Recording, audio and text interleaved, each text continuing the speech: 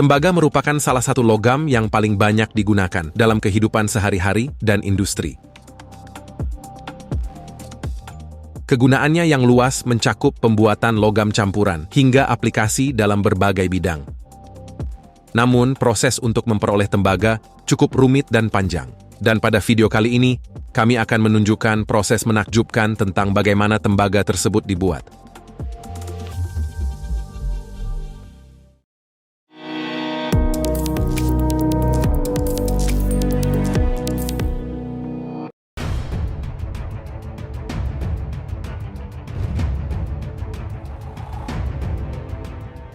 Tembaga adalah logam penting yang telah berperan besar dalam sejarah manusia.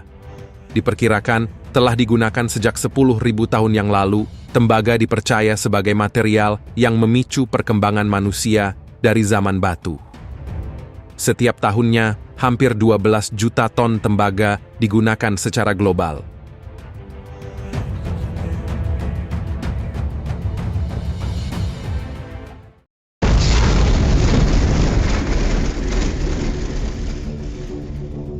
Tembaga diperoleh dari biji yang ditambang, baik melalui tambang terbuka maupun tambang bawah tanah. Ada dua metode utama dalam mengolah biji tembaga, yaitu hydrometallurgy yang berbasis air dan pyrometallurgy yang berbasis panas.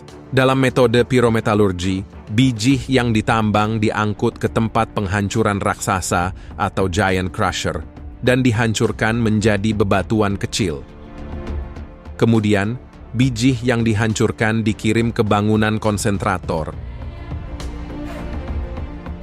di mana bola-bola besi di dalam mesin konsentrator menggiling biji hingga berukuran kurang dari 5 cm. Biji yang sudah digiling akan disortir menggunakan vibrating screen.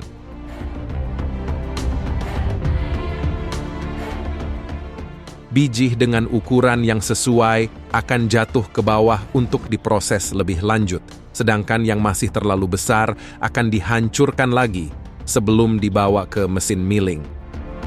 Mesin milling menggiling biji menjadi biji halus. Biji halus ini kemudian dimasukkan ke dalam sel flotasi, di mana air, udara, dan bahan kimia ditambahkan untuk menyebabkan reaksi kimia yang menghasilkan gelembung-gelembung mengapung di permukaan sambil membawa tembaga.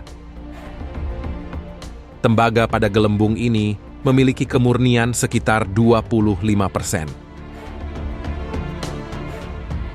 Konsentrat tembaga yang masih cair kemudian dipompa menuju filter press panel, di mana ia akan mengalami penekanan, penyaringan, dan pengeringan, serta mengurangi kelembabannya dan mengubahnya menjadi bubuk untuk meningkatkan kemurniannya.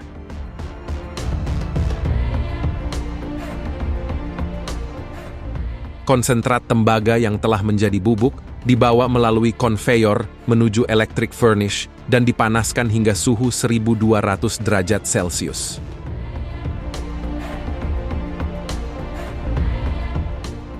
Udara terkompresi dan oksigen dimasukkan ke dalam furnace, mengubah konsentrat tembaga menjadi logam cair atau molten metal.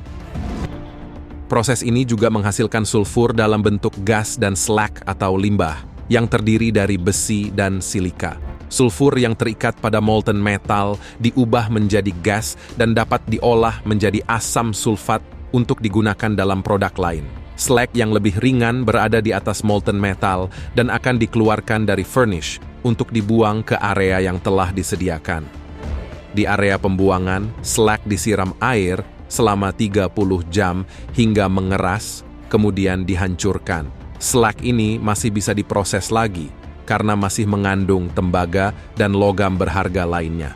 Setelah sulfur dan slag dibuang, yang tersisa adalah matte copper dengan kemurnian 70%. Matte copper ini dibawa ke proses converter, di mana ia mengalami oksidasi yang menghilangkan sulfur dan menghasilkan blister copper yang mengandung tembaga dengan kemurnian 98%. Blister copper kemudian dikirim ke anode refining furnace, di mana gas alam digunakan untuk menghilangkan oksigen.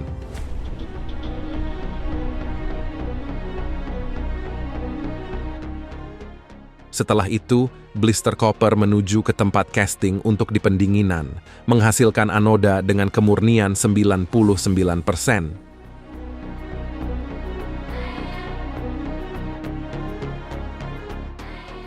Meskipun kemurnian anoda sudah mencapai 99%, ia masih perlu diproses lebih lanjut untuk menjadi katoda dengan kemurnian 99,9% untuk memenuhi kebutuhan penggunaan tembaga di zaman modern.